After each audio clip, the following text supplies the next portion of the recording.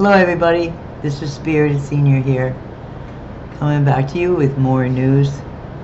There's a lot of news today, there's a lot of news every day, so let's get into this one. Congressional candidate Laura Loomer wows political observers, raises over $150,000 in third quarter. That's great, isn't it? Everybody who doesn't know Laura Loomer should know her from the time she chained herself to Twitter and insisted that we all have free speech, which we should have.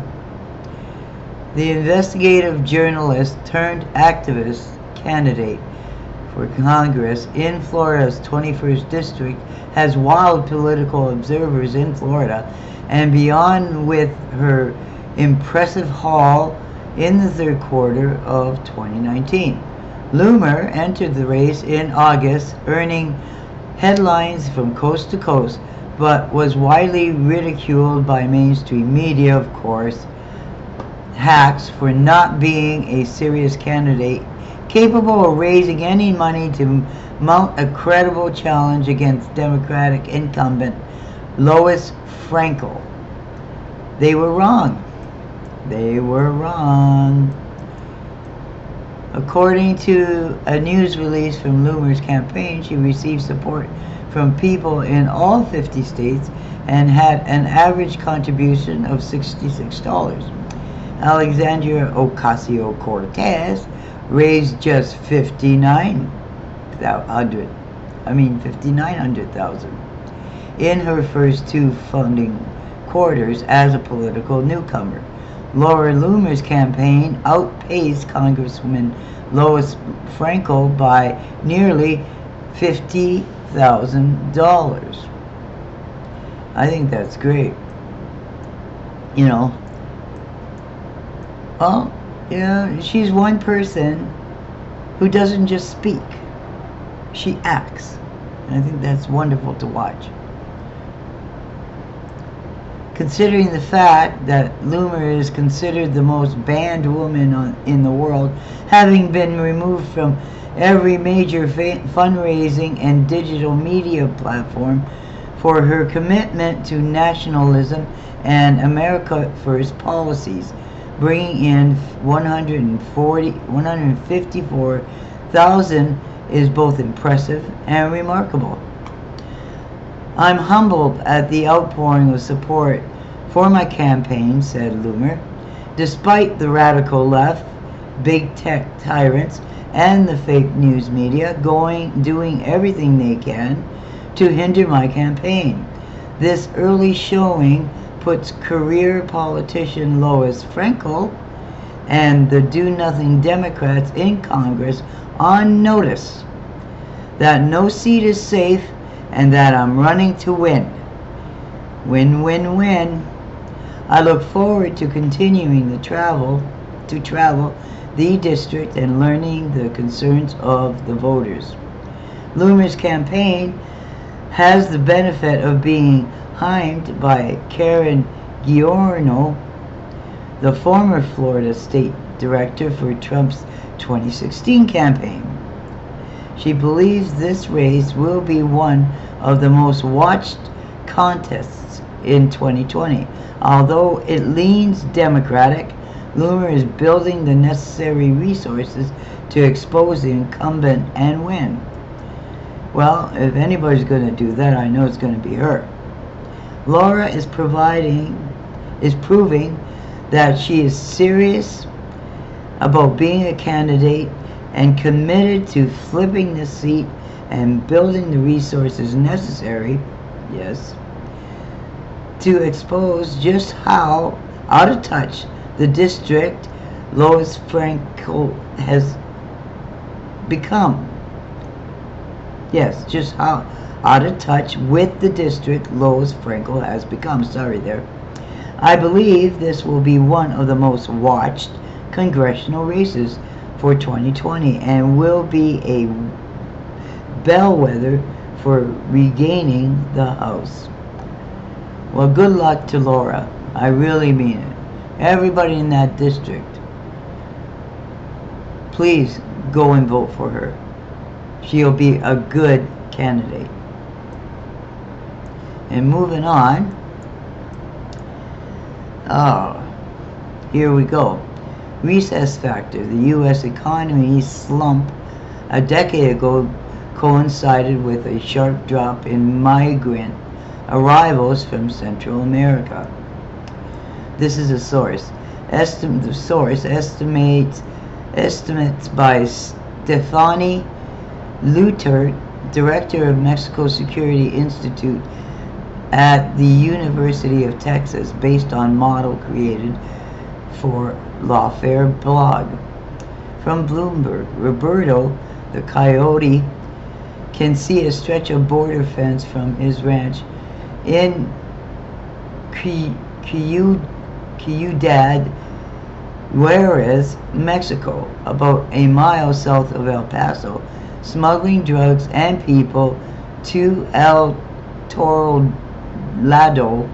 The other side has been his life's work. I'm sure I made a mess of that name. I apologize. There's always a way, he says, no matter how hard U.S. President Donald Trump tries to stop the flow. But this year's crackdown has made it a tougher proposition. A deadlier one too, especially for women and children, who are increasingly dying in the attempt. Why do they keep going, you know?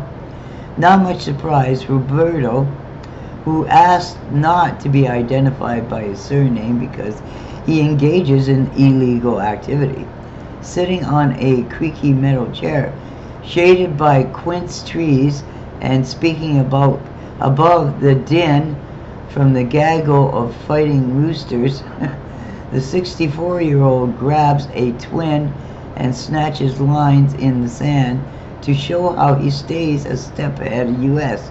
and Mexican security forces. Here's a gap in the fence that migrants can dash through onto land owned by American ranchers in his bay. Excuse me, there's a U.S. patrol often pass, so he hires more people to keep watch and cover footprints with leaf blowers. That's inventive, isn't it? Roberto says he was taken aback in July this year when he was approached for the first time by parents with young children. For coyotes, as the people smugglers are known in Mexico, that wasn't the typical customer profile. Roberto asked around among his peers. They were also receiving a lot of families, he said. Many families are crossing over. That helps explain one of the grimmer statistics to emerge from all the turmoil on U.S.-Mexico border. Even more than usual, the 2,000-mile frontier has turned into a kind of tectonic fault line this year. Poverty and violence and the pull of the world's richest economy are driving people north. Well, I'm not surprised, but you have to come in legally. At the border, they're met by a new regime of tightened security and laws imposed by Trump in tandem with his Mexican counterpart. Andres Manuel Lopez, also known as AMLO. Some give up and go home, some wait and hope, and some try even more dangerous ways to get through. Wow, 19 children died during attempted crosses in the first 9 months of 2019. That is sad. By drowning, dehydration, or illness, according to the UN's Missing Migrants Research Project. That's up from 4 reported through September 2018, and by far the most since the project began gathering data in 2014, when 2 died that entire year. Women are dying in greater numbers too, 44 in the year through September versus 14 last year. Many of these families are fleeing crime epochs in Central America, as well as economic shocks. Prices of coffee, a key export in the open region, plunged this year to the lowest in more than a decade, crushing farmers. Arrivals from Mexico and Central America. Today, the reverse is true. Record low unemployment in the U.S. is attracting huge numbers of Central Americans. But none of those factors fully explain why so many families are now willing to take such great risks. To understand that, it's necessary to go back to the birth of the Remain of Mexico policy in January. Remain in Mexico, sorry. When new U.S. rules made it much harder to seek asylum on arrival, and its escalation in June when Trump threatened to slap tariffs on Mexican goods, and AMLO agreed to deploy 26,000 National Guard troops to the border. Well, yeah, just because the economy is rich doesn't mean you can come in illegally. The rules haven't changed. And if you decide to put your family in harm's way, that is your fault. Nobody else's. Nobody else should take the blame or responsibility for what you do. The crackdown was aimed at Central Americans, mostly from such poor, violent countries as El Salvador, Honduras, who'd been entering the U.S. through Mexico in growing numbers. Many would cross the border, turn themselves in and apply for asylum, then wait in the U.S. for a court hearing. That route it was especially favored by migrants with young children who were likely to be released from detention faster. Under the new policy, they were sent back to Mexico by the tens of thousands and required to wait in dangerous border towns for a court date. They might wait in shelters for months for their number to be called, with only 10 or 20 families being interviewed each day. Word was getting back that applications weren't being approved anyway.